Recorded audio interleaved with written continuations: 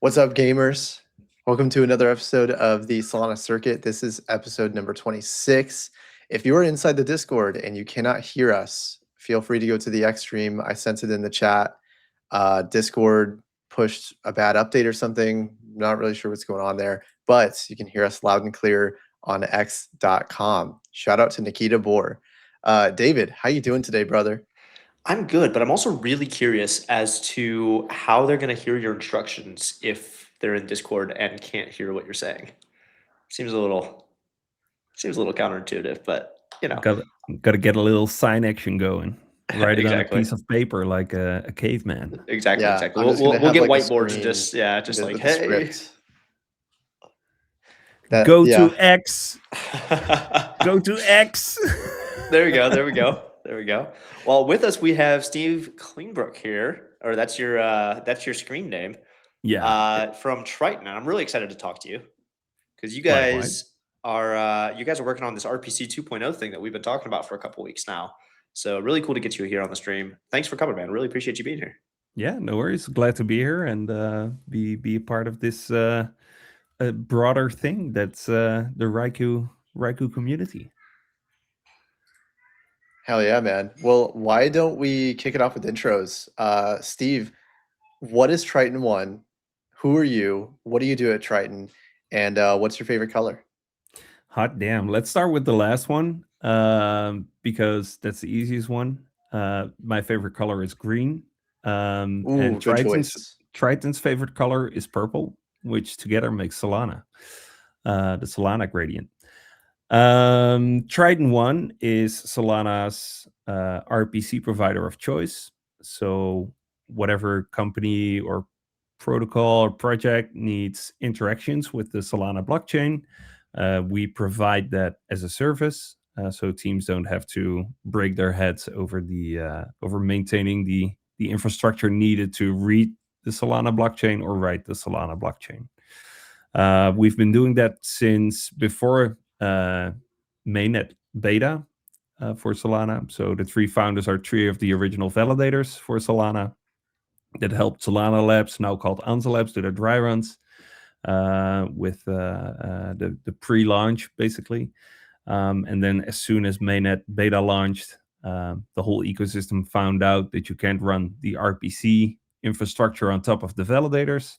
So the three founders banded together and started rpcpool.com, which then turned into Triton One as the company. And our endpoints still have rpcpool.com in their URLs. And we are also the authors and maintainers of the entire Yellowstone GitHub repo. So all Geyser interfaces and other Yellowstone products are actually written by us.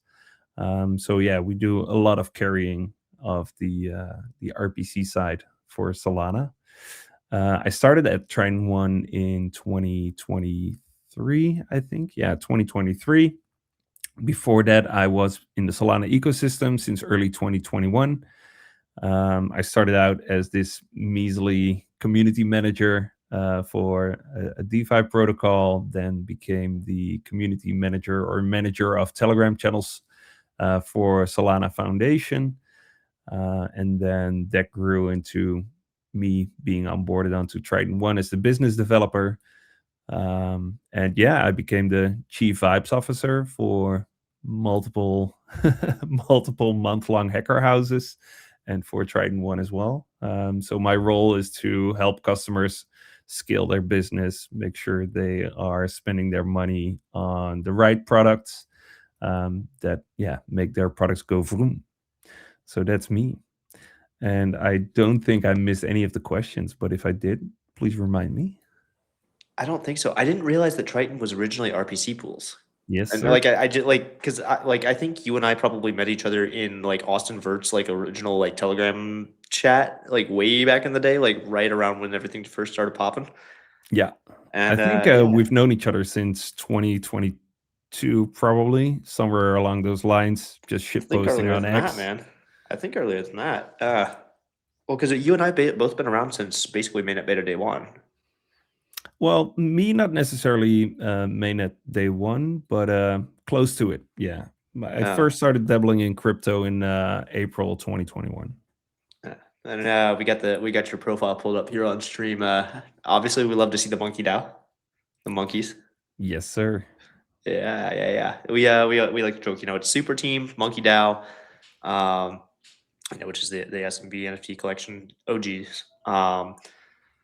Yeah. Yeah, they are the best um, crypto country club, triple C, basically. Whenever you can get a SMB, can be either generation 2 or generation 3 if you're not that big of a whale, but you can roll up to any major city and find fellow monkeys who are all Solana enthusiasts. I'm organizing a monkey lunch in the Netherlands this Friday. We do that every month or every 2 months, or we add an activity to it like wakeboarding or going for a walk. Mostly are Solana enthusiasts or builders. It's a great way to network and find out what's going on in the ecosystem, as well as joining into this live stream. Welcome, everyone. Welcome. Indeed. I Yeah, feel we'll like have to send some of our team this way. Sorry, what were you saying, Nate? I was just gonna say, I feel like the monkeys have such a chokehold on the Solana community. Like, I feel like if you want to become a Solana community member and if you want to gain as much clout in the Solana community as fast as possible, buy a monkey, put it on your profile picture, and you're like in the cabal. It's like a shortcut to the cabal almost. Yeah, I Like, agree. I still hear people talk about the Monkey Dunes event that happened in Abu Dhabi. I unfortunately wasn't able to make it, but I keep hearing people say that like that was the best event of Breakpoint, hands down. They put on a great show, man. Yeah. I feel like you were trying to get into that for like the entire time you were there, because if I'm remembering correctly, because you just like didn't know what was happening and didn't sign up in time. What, it was something like that. I was, and then I ended up not going to spend the day with my wife and daughter because I brought them with to Abu Dhabi from Mm. America, and bringing them all that way and not spending a ton of time with them, I was like, I'll take a day to spend with them. So it was a good trade off. Yeah, probably Can I smart, teach but you a hack? What's that? You can buy monkeys for your wife and kid, and you could have brought them along because it was all monkey events are kid friendly as well in essence, and yeah, Oh, you gotta get them into the ecosystem young. Shoulda, coulda, woulda. that is lit. Actually, I'll have to keep that in mind. And actually, at Accelerate, there was a couple running around with two kids like on the conference floor. That was really cool to see. I invited my wife to the conference, but they didn't end up coming. But next time, yeah, I'm gonna get my daughter started early. We need to we need to raise the next generation of exit liquidity. so true, King. Well, I feel like since we got you here, we've talked a lot about monkeys, but I do want to talk a little bit more about what Triton's working on here, because we've been kind of talking a lot about RPC 2.0. I'm sure a lot of people in chat that are watching here today have been keeping up with what we've been talking about. It's really cool because you already mentioned something. That RPC pool that later became Triton, which again I didn't know. I didn't know that was the same thing actually. Um, yeah, you said something interesting where you realize, oh wait, actually under real load, you can't run RPC like services on the same machine as the validator, right? Which is something we've been talking about because it's a hefty workload if you're going to do it well, right? But even with sort of every separating the machines, it's still a ton of work, and a lot of that system is really inefficient right now. I'm curious. I guess just to go back to the start, like obviously you guys are very qualified, and having been around since day one, it makes sense that you kind of like landed the grant from the foundation when they're kind of going like, hey, we need to fix this. But how exactly did that process happen? So yeah, I mean that goes all the way back to all considerations that were done when creating Solana. You know, it's in most ecosystems and on most blockchain clients, it makes sense to be able to make RPC calls to validators, because those are the ones that are keeping the current account state live with each other and are validating, each other's blocks.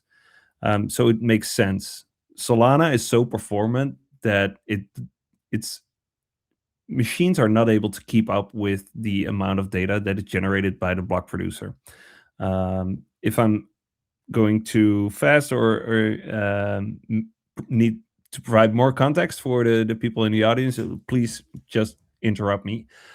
So there's I've been nerding out about this to them for a couple weeks now. So all right. yeah, I've been talking about like, hey man, like we just don't have that much RAM. Like you can't fit it on it. Yeah.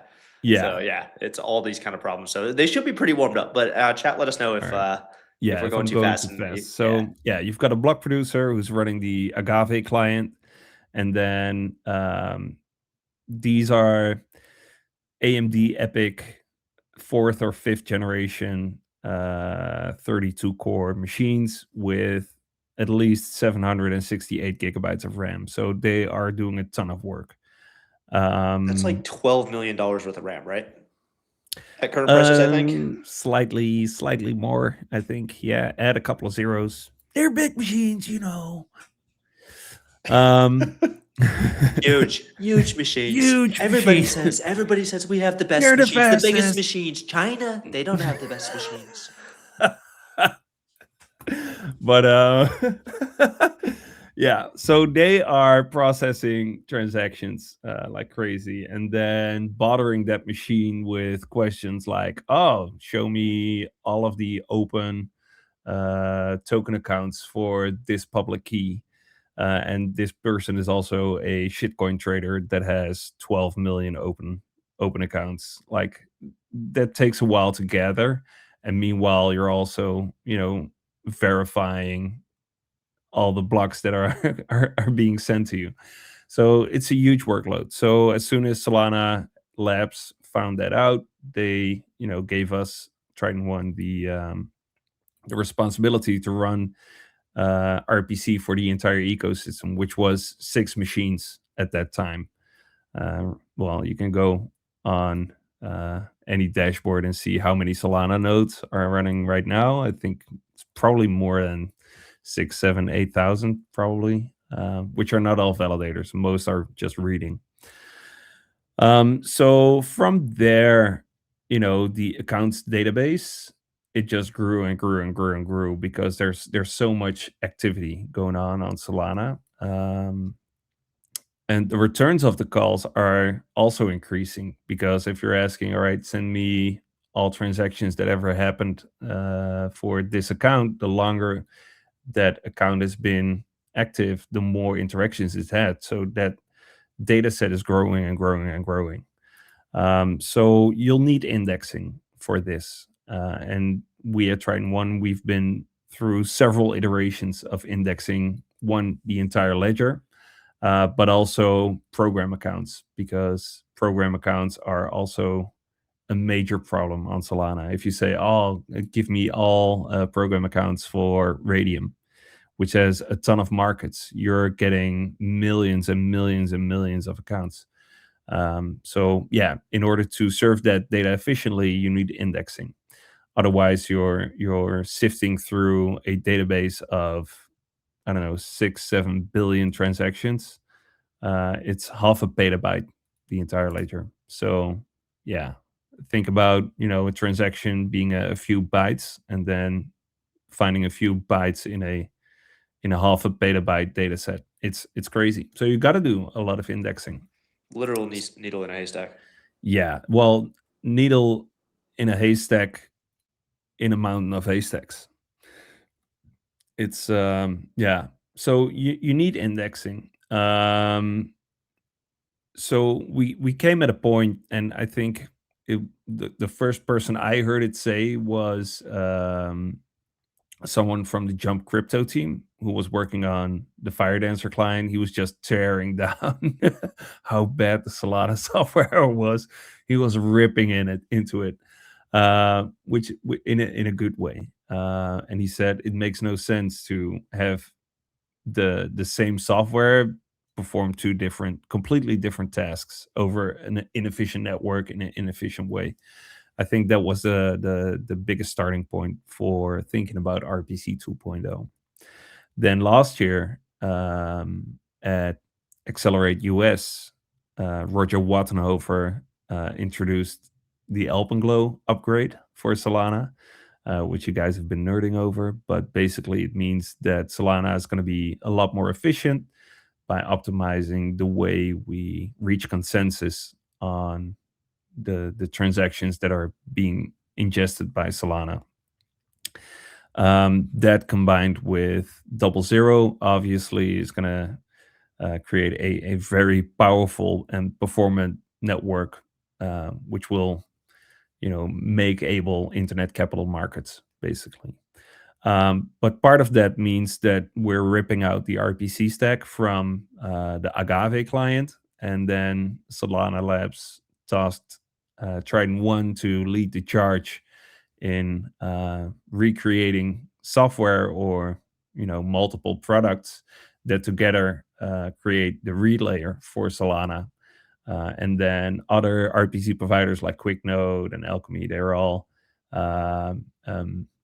making contributions to this open source repo, which you can find on GitHub. It's going to be called Solana-RPC.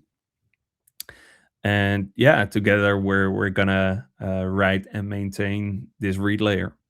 And there are several parts that we already run for ourselves, and from where we serve all our customers' requests.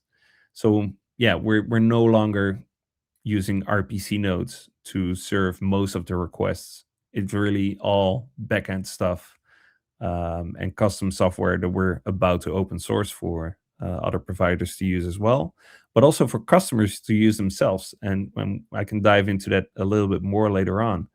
But yeah, it's an awesome time because this will really help our customers scale to the next level. Not in terms of only reading, but also in terms of writing, because we've got a few tricks up our sleeves as well when it comes to transaction sending. So yeah, if you're looking for low latency transaction inclusion, hit me up.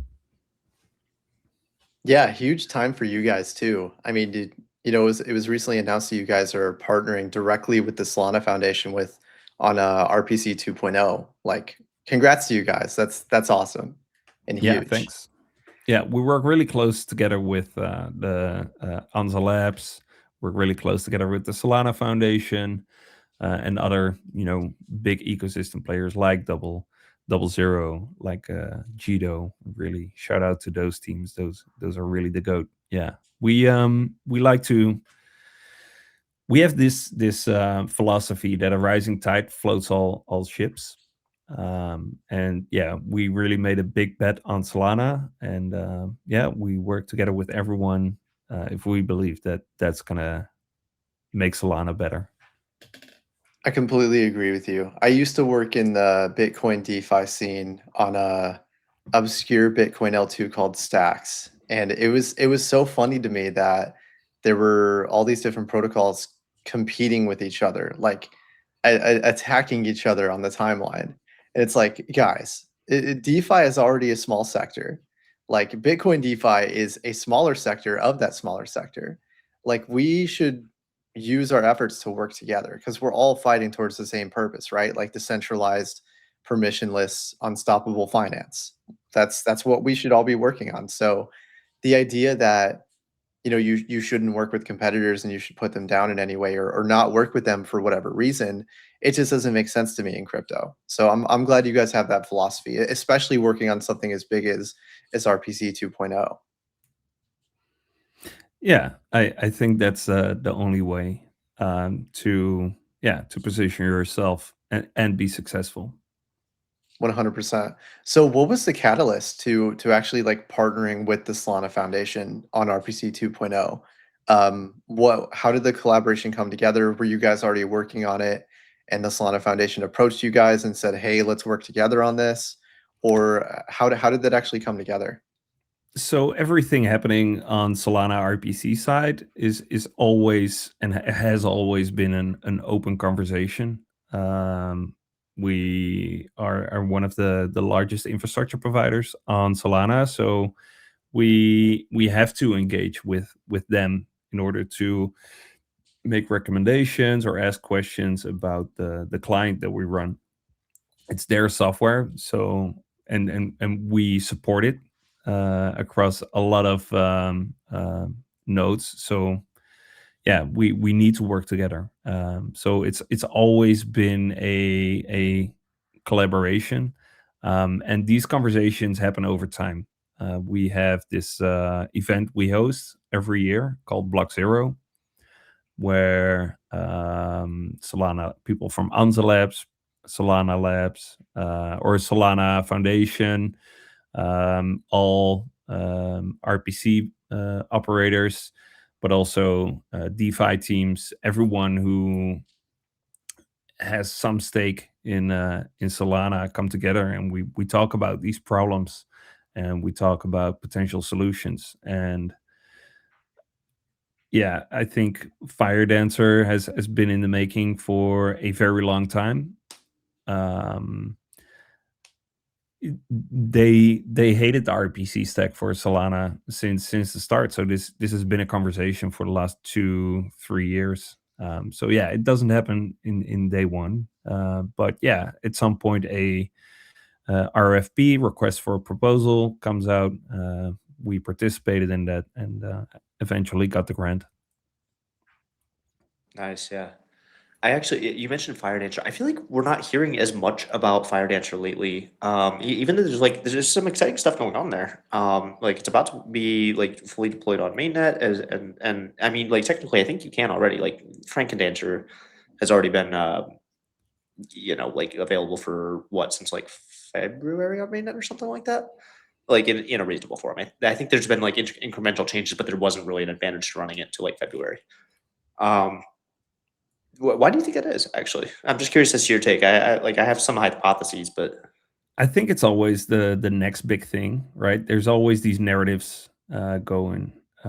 So no matter what the actual things getting done and being finalized and being worked on, there's always the narrative, and they don't always align as well or as much as they should. Um, I'm not hearing anything about multiple concurrent proposers in the last week either on the timeline, which should be the next big thing after Alpenglow. I'm Alpenglow is so close. I'm not hearing anything about it, except from the teams that I'm working with, obviously, because we're working together to future proof their stack. And I'm shedding some light on how they could use Solana RPC 2.0 as soon as Alpenglow comes along, to basically become their own RPC provider, because we're open sourcing the software. That means that on their backend, where also their code runs, they can recreate the account state of Solana that's relevant to their infrastructure, and then keep the data live with shred streaming or gRPC streaming. So instead of making remote procedure calls, the data already lives where you need it, where it's being called from. So basically, you're turning your backend into a LPC node, a local procedure call. And then, yeah, you can synchronize with one of the providers that has the full account state for Solana, whenever you need to, or you can make a optimistic assumption based on the account state you have, and then retroactively check with a remote procedure call to our account state. But we really believe that streaming is the way to consume data for Solana, and yeah, this is going to be highly scalable, because basically you turn every backend into an RPC node that keeps relevant state. So yeah, I think it's a really exciting time for teams. Some teams rely heavily on polling, so they ask about a certain account state and then wait a millisecond and ask again, which is the equivalent of having a kid in the back seat asking, "Are we there yet? Are we there yet? Yeah. Are we there yet? Are we there yet? Are we there yet?" Instead of giving a GPS where it can check if it reached certain checkpoints being yet.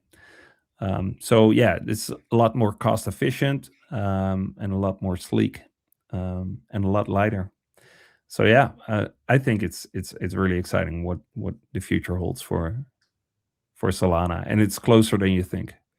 Oh, I absolutely agree. I mean, something that's coming out right now is included in the 4.0 release is which, by the way, apparently people aren't upgrading to that. So if you're a validator listening, boo, go upgrade. But I get why some people aren't. But anyways, that's a whole different topic. We won't go into that. Tell us why you get that. Why wouldn't you upgrade? Well, it Dive has in, to do with the David. Give us the tea. Yeah, well, so the thing is, because included in the 4.0 upgrade is the feature flag for decrementing the block time, right? Which has to do with like moving towards a streaming method as opposed to polling, right? Because there's a feature flag and they're planning to decrement this over the course of 4 weeks, I believe, of upgrading the network to, instead of 400 millisecond block times, they're going to decrease it every week by 50 milliseconds, right? And drop it down to 200 milliseconds. That makes voting costs, which are going to be fixed with Alpenglow, but they want to start implementing this before Alpenglow. It's going to make voting costs for validators a lot more expensive. It's going to double the cost, right? Because if blocks are being voted on twice as quickly, that means you have to send twice as many votes, which means you have to pay twice as much in vote transaction fees, right? I get that that's a financial load on validators, and that does suck. It does. But it brings a massive performance increase, and and Alpenglow is coming very shortly again, which is going to fix that. Or there will still be voting costs, but it'll be a completely different system, right? So without going into all the tech on that, did you see the tweet about the Solana Foundation delegation program checking which validators are lagging behind and maybe destaking, getting I have destaked? not. I do know that that's another topic of conversation, though, that people are kind of. That's a whole different. Yeah, dude. We talk about this internally sometimes, but like it is getting to be a little bit of a politics game in some ways. Like where it's like, like, hey, let me see how I can convince this person to do this because we need whatever. You know what I mean? So it's yeah, coordination's always happened on the blockchain, but sometimes you got to coordinate like person to person too. I don't know. Interesting things happening on that front, but where was I going with that? I was going to make a point, I feel like, and now I lost it. Must not have been very important. But Sorry. No, you're fine, dude. This is fun. But yeah, like moving to faster block times, Alpenglow, like all this stuff, it's designed to, like you said, like moving from polling into streaming, and I really like the terminology of like local procedure call instead of remote procedure call, because depending on what your application does, it just makes way more sense to put that on your backend as opposed to having to query somebody else's backend that's doing all this work for you. And yeah, you still need to sync with them for different things. But for a lot of applications, not everything you do needs to be like reliant on the most recent block state, right? Like the on confirmed status or whatever. Like especially if you're a tax application or something like that, where you're just like calculating somebody's taxes, or you're trying to look at your account history, or you're trying to store or trying to look up, maybe for a wallet, like what NFTs you have. It's fine to just check against a local state that updates every minute, 30 seconds, like whatever that timing is for your application, right? And so instead of, like you were saying, like the kid in the back seat, are we there yet? Are we there yet? Are we there yet? That's just expensive for everybody. As an application, you're paying out the butt to the RPC provider, because as the RPC provider, you're like, I have to go do all this work. Like you can't not charge for it because it costs you money to do it. So yeah, so moving towards this kind of streaming data method, and then anything that needs to be cached or stored, like for the most part, can be stored on the local backend. And that just leads to performance improvements and new opportunities for product improvements and efficiency or efficacy, both, just kind of across the board in so many different areas. So it's really cool to kind of see that there's a whole bunch of different angles that are all kind of attacking the same general problem, but it is a sort of massive step forward to the network as a whole, moving from the way we've been framing it or talking about it, at least, because we believe that this is the way we think about it, and feel free to correct us if we're wrong, is that like that we are just moving towards a streaming service, right? The network needs to become more of a streaming service. Obviously, we still do have to have those clock boundaries, which is a computer science term, I guess, of block time still, because you still have to have definitive cutoff points for consensus and things like that, so you can vote on or know when to vote on state updates, so that we're all voting on the same thing. But the closer we can get that to a completely streaming model, the more it's going to feel just like using your regular internet, except you also get all the benefits of decentralization. Well said. Cool. So I'm not going completely insane just yet. No, I hear the people in Discord clapping. It's true. It's roaring applause. Roaring applause for you, David. Nice work. Very eloquent. Very eloquent. Listen, don't feed my ego like that, man. I'll just my head will just. All right. Put the You gotta talk a charts little in more the- shit. Talk a little more shit. Come on, man. Put the charts in the bag. Put the charts in the bag. in the That's right. bag. That's right. Brother, the amount of times people have DM'd me like, post more charts. I'm like, listen, man, just because my handle says actually, wait, shit.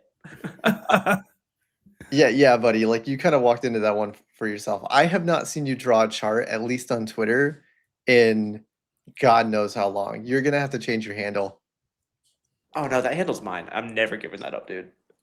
It's become synonymous with the smiley face, right? And I get to introduce myself as I'm a yellow smiley face on the internet. And then like half the time, at least at crypto events, people are like, oh, I know who you are. I'm like, hey, hi.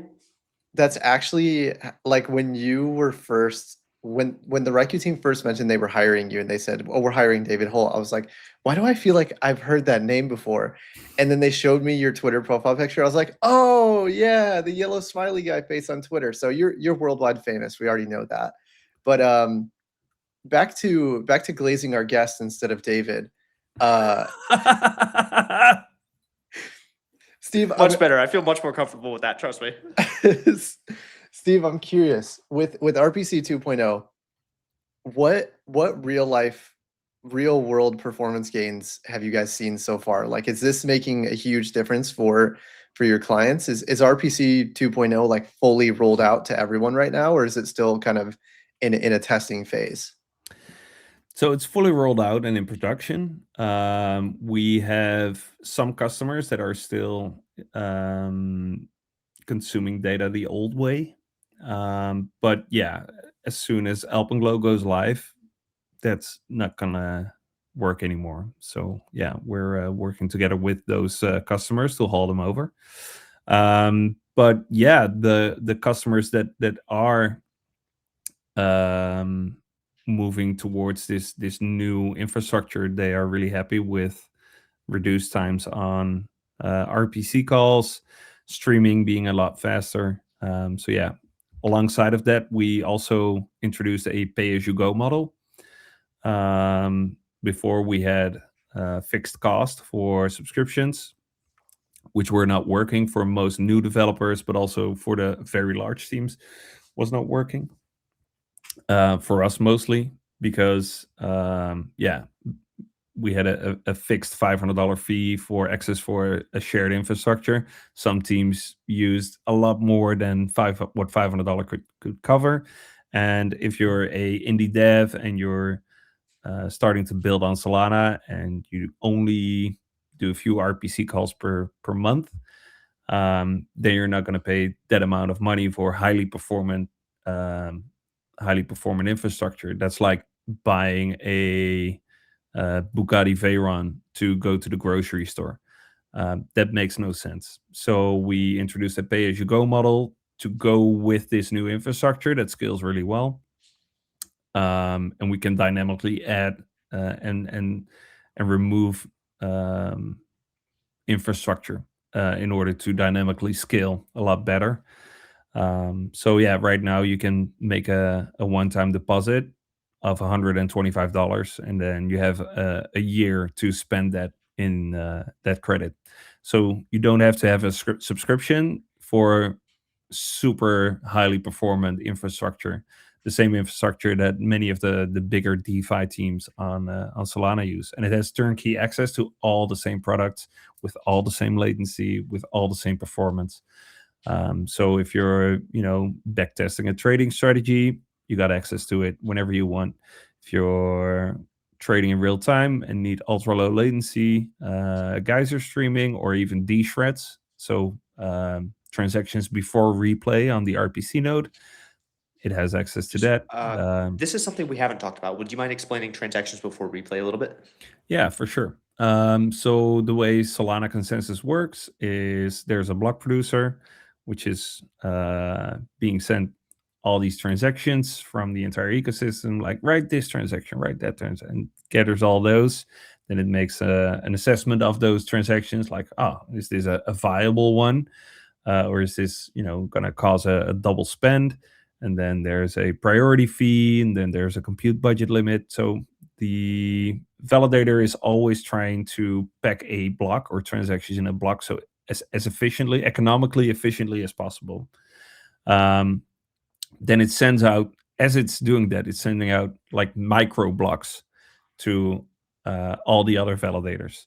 And it's not sending the micro blocks to all validators himself, but it works as a tree. So it sends out to an X amount of validators, which then forward those blocks to the other validators. So it trickles down throughout the entire network. RPC nodes are last in line for these micro packets. And then usually what a RPC node does, or any other validator, they replay those transactions against its own account state to see if there's a double spend, or if the transactions are valid, or if they should fail, or whatever, to reach consensus. Like that's irreversible, so it has to be right. So they replay those micro blocks of the transactions in those micro blocks to recreate the end state, that the same end state as the block producer has. If you skip that step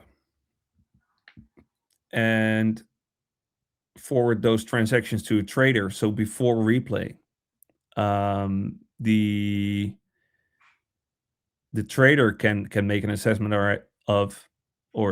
make a choice. Do I want to take a bet that these transactions that the validator thought were okay are going to pass, and I'm going to trade and interact with the Solana blockchain based on that optimistic assumption. So it's going to reply or make a action something based on that assumption. Yeah. So it becomes like a probabilistic assumption where it's like, okay, the trader gets this information, goes, I think it's good enough that I can make a decision. Exactly. And if but it's because not I good get enough, that information faster, maybe I get an advantage out of it. Exactly. And then if that block gets dropped, the assumption you made based on that transaction probably is also going to fail. So it's pretty safe bet. But it saves a couple of milliseconds. And we are at a point where we're not measuring latency in terms of milliseconds anymore. We're already at nanoseconds at Triton One. So we measure most stuff still in milliseconds, but some stuff also in nanoseconds, because the same millisecond, which one is faster? Everything's moving so fast. It's crazy. So that's what D-Shreds is. So if you're a trader, get a Triton One account. You heard it here, folks. If you are a trader, go get a Triton account. Go sign up. But beyond raw speed, how does RPC 2.0 make reads cheaper? Or does it make reads cheaper? I assume so. It depends. If you're hosting the account state yourself, then yes, the reading is free, basically. But keeping your account state fresh is what you're going to be paying for.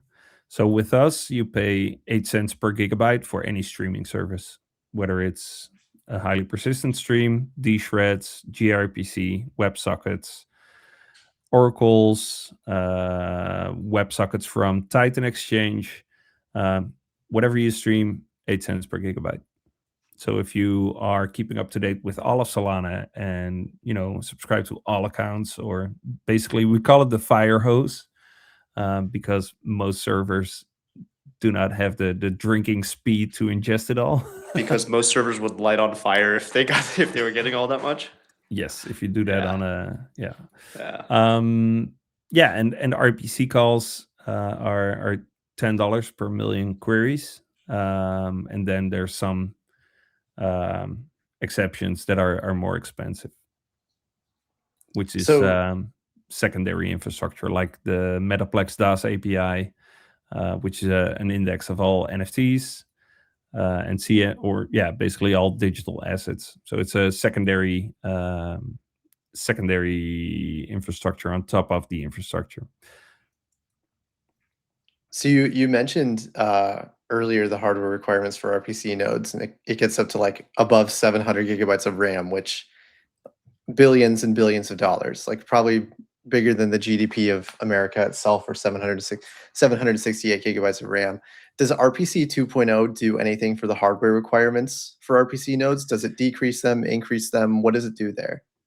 So it's a custom fleet of servers that run a specialized, highly specialized service.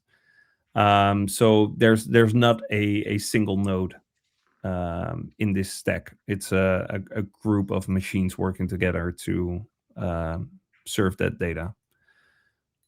So is the cost gonna there's not going to be a RPC node because that no longer exists. We will still have nodes that forward the Solana stream, dedicated gRPC nodes. That's still going to be a thing, and I think the cost for those will remain the same. But the cost to run Solana is probably going to be somewhat cheaper in terms of hardware, but I'm not sure, to be honest. Yeah. Well, I mean, it makes sense where I think it's more of like just that not everybody needs. Basically, where it's like you could just run the thing that you need, as opposed to it's like it's either an all or nothing. Where it's like either you build this $30,000 machine or $50 billion machine, given the price of RAM, or or you just don't want one. That kind of used to be the trade off, right? Whereas Yeah. now you're like, okay, I only need this this little slice or this piece of state, and I only need it to update this often.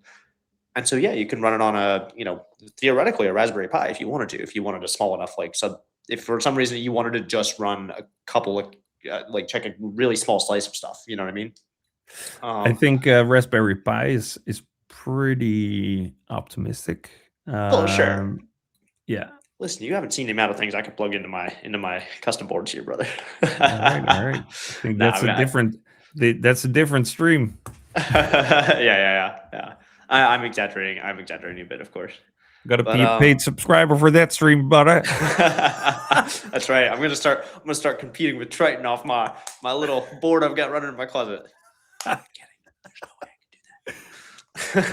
There's no way I can do that. There's no way. Where's the other question I wanted to ask you? I had it written down here somewhere. You mentioned earlier DoubleZero.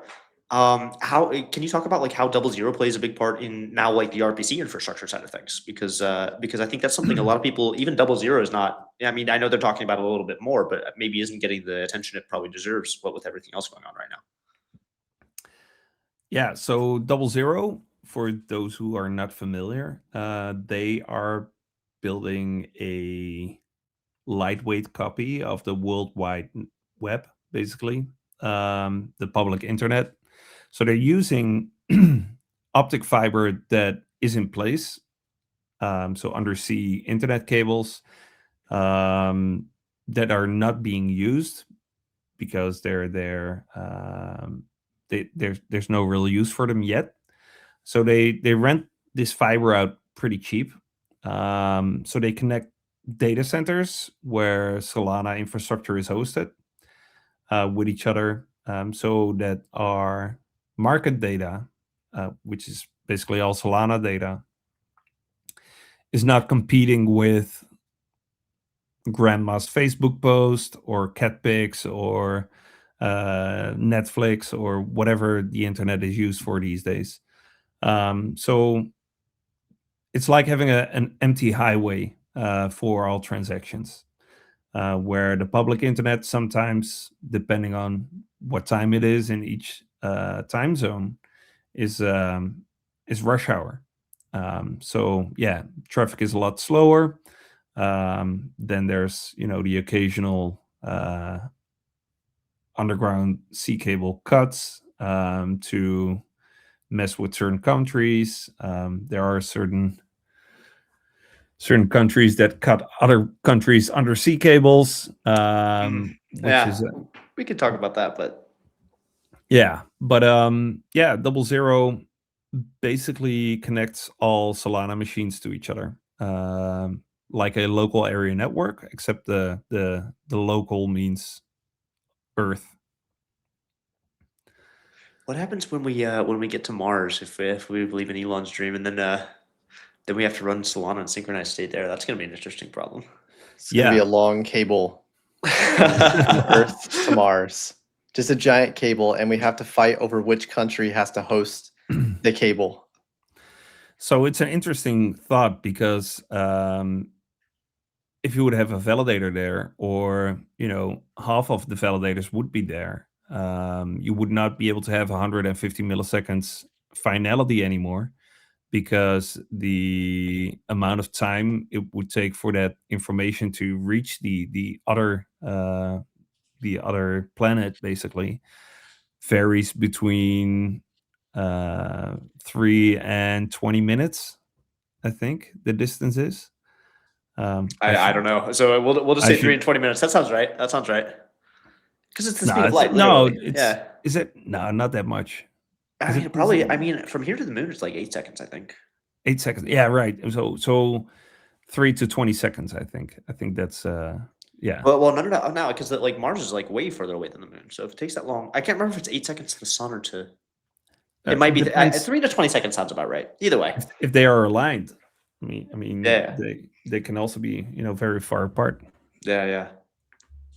Well, we don't have Neil deGrasse Tyson on to tell us how we're all stupid. So have we'll this say it's Dutch 3 to friend- 20. We'll say it's 3 to 20 seconds. We'll roll with that. One of my friends in the Netherlands, Rockor, he's also a Solana builder. He's like a astrophysicist. It's really cool. Dude, the amount of talent in Solana is insane. Yeah, Like it's just on crazy. our team, like we've got people that are like worked like Zurich, like on public cryptography. Jesus, that it formed the basis of like zero knowledge proofs and things like that, and just some of the smartest people in the world work either in markets or on like crypto problems, because it's some of the most interesting problems in the world to solve. Right? Yeah. It's actually crazy. You can And then like. there's me. I'm And the rest of us personality here we are just like live streaming about it. I'm just like, dude, we could just hop on Twitter and talk with some of the most intelligent, like most brilliant people in the world. That's crazy. Yeah, I'm the personality hire, so can't contribute in that way. Sorry. Oh, I can relate. David's like a mega genius on all this like Solana infrastructure stuff, and like I'm just the guy that live streams and I have a Mac in my background. That's like the reason they brought me on. So I can completely relate to you, Steve. And it's pretty sad that if we do get space travel and we build a Solana node, a Solana validator on Mars, then Solana's going to become slower than Ethereum. Like that. Imagine. Could you imagine? Oh, that'd be horrible. Puking, crying, throwing up right now. Well, there are ways to work around that. Basically, you could have a copy of Solana, a fork, running the exact same software and the exact same account state, but then have that settle on a layer underneath, so you could bridge your funds to the other Solana and then spend your money there, and then have a roll up on a blockchain underneath that farts out a block every few minutes. This is the only acceptable use of bridging / layer twos, in my opinion. Bro, maybe Bitcoin was created to settle multiplanetary Solana on. Dang, was Satoshi an alien? I could see. Well, okay, that's a different thing, but no, I could totally see that actually. There you go. You heard it here first. You heard it here first. And Triton will be the ones building it. Maybe. True. Triton's Yeah. working on alien technology. It's impressive. So true, so true. You heard it here first. Heard it here. I can't talk today, man. What is going on? Just I don't talk know. slow, use your words, sound them out, and you're good to go. Okay, Dad. Anyways, other than astrophysics, we have about 6 minutes here. Steve, I would love your take. Looking beyond RPC 2.0, what's next for the read layer? What is RPC 3.0 going to look like if you guys have even thought that far ahead? Or what does Solana look like with RPC 2.0 enabled, Alpenglow enabled, and all these crazy upgrades that are happening to the chain? Like, where do you see Solana next year, next 2 years? I think there's going to be a lot of, well, I know there's a lot of institutional interest. So I was in London last week at a Super Team UK hosted event called House of Sol.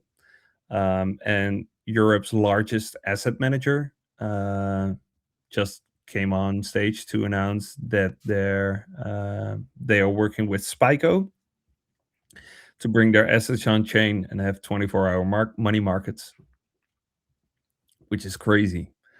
And they're here and they're doing it.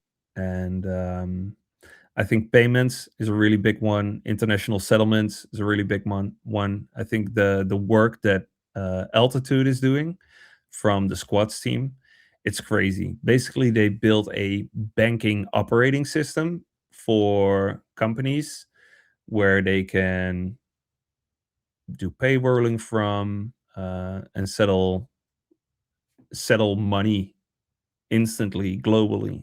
Like it's like a layer on top of all the banking networks.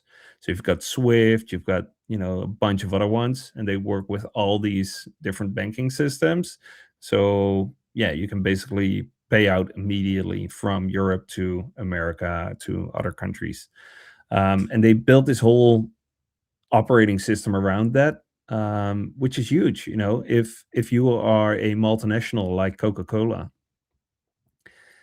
you can't move money from your Dutch part of Coca-Cola to American Coca-Cola in a jiffy, not even in a day, maybe in a few in a few days, optimistically. But if they would use Altitude, which is like ready to go, the infrastructure is there. All they need to do is just send their money over to a different banking account and then just fucking go. Excuse my French. I said fricking. Oh, no. We swear on here all the time. You're good, brother. Let's fucking go. Let's fucking go, dude. Yeah, but you can bring your whole banking system on chain, and at 150 milliseconds transaction finality, it's going to be super duper fast. And there's not going to be any fuckery because it's a public blockchain, so you can check. But there's also added privacy on top if you choose to do that. So I think what's next for Solana is, I think, adopting more users that are not aware that they're using blockchain underneath. And yeah, I really believe that we're headed in the right direction. Yeah, absolutely agree. I think this is something that I feel like we have an excuse to say almost every week on these streams is like, good infrastructure means you don't know you're using it, right? Last time you thought about Cloudflare was when it was down, right? Yeah. If it's working right, who cares what's on the back end, man? So whatever the best product is, let it win. And it's pretty clear, Solana is, for moving money around, kind of the best thing you got out there. It's literally the world-class product. It just is. You can't argue with that right now. Yeah, I agree, and I agree on both parts, because if you look at our follower count on X, it's less than 10,000. But yeah, the real ones know that Solana runs mostly on Triton One, and then there's others that are really loud and good at marketing, and we're trying to get better at marketing. Got to give them that. Name names, but we won't name names. Go help Triton get over that 10,000 mark, guys. Come on, we can do this. Hit that follow button. hit that follow button, like, subscribe, share, tell your friends, yell at your grandma. I don't know. But There yeah, you go. but follow Triton. We love them. And also, subscribe to our blog posts. Like, we have awesome products launching each week, and people always are a few weeks late. Like, oh, I didn't know I could, compress my gRPC streams, save cost. Oh, I didn't know you guys had automatic reconnect for gRPC, and then pick up where you left off. Oh, I didn't know this product existed. Oh, I don't know you guys land transactions the fastest. And so on and so forth. There we go. Well, now they do. Now they know. Stay in tune with what Triton's doing. Give them a follow. Check out their blog. I think we're about at time, so we're gonna go ahead and wind it down. Is there anything else you wanted to share? Obviously, go follow you guys at Triton_1. One as in spelled out the number. But anything else you wanted to share or shill before we sign off for the day? I want to thank you guys for hosting me, and really intrigued to see what's next for Raiku. I think you are also building really important infrastructure that does not exist yet. Can wait to see what builders in the Solana ecosystem are planning or brewing to build on top of you guys. And then if you use Triton One infrastructure as well, then you've got the double whopper. You can try out our services fairly cheap. And if you're not sick of my voice yet, I have my own podcast in an hour. Can I shill that? Can I plug that? Yeah, dude. For sure, man. Yeah. It's called Pirates Parley. You can also find it on solana.com/podcasts. It's also on Spotify. And my guest today is Mark Yasko. And Mark and I are going to talk about internet capital markets, being ahead of the curve, and what he's looking for when considering investments. Mark Yasko is the founder of Morgan Creek Capital, and he's a well-known guest on podcasts and TV whenever it comes to technology and crypto. So if you're interested in that, you can watch it live here on X, YouTube, or find the recording on Spotify tomorrow. Beautiful, sir. Well, thank you so much for taking the time to join us, Steve, and talk to us about guys all for the having cool me. stuff that Triton's doing. And thank you everyone for listening. And go tune into Steve's podcast in an hour. It's going to be lit. It is going to be lit. Hell yeah. All right. Alrighty. Well, thanks so much, man. I really appreciate you. For the people listening, we are coming back on Friday with another town hall, as always. Oh, that's a cool little effect there. Does that? I don't think that works on mine. How do you do that? that? You were on a Mac, right? Oh, no. Unfortunately, no. No, we're Windows chuds. Right. You're so right. Crying, vomiting, throwing up in my mouth. I hate this godforsaken operating system. Oh, dude. Oh, we've been complaining like all week about how awful. Anyways. But tune in on Friday for our town halls. We will see you guys then. So thanks so much for tuning in. Steve, thank you again for being here. Really appreciate it. This is a great chat. Love you, brother. Bye-bye. Peace.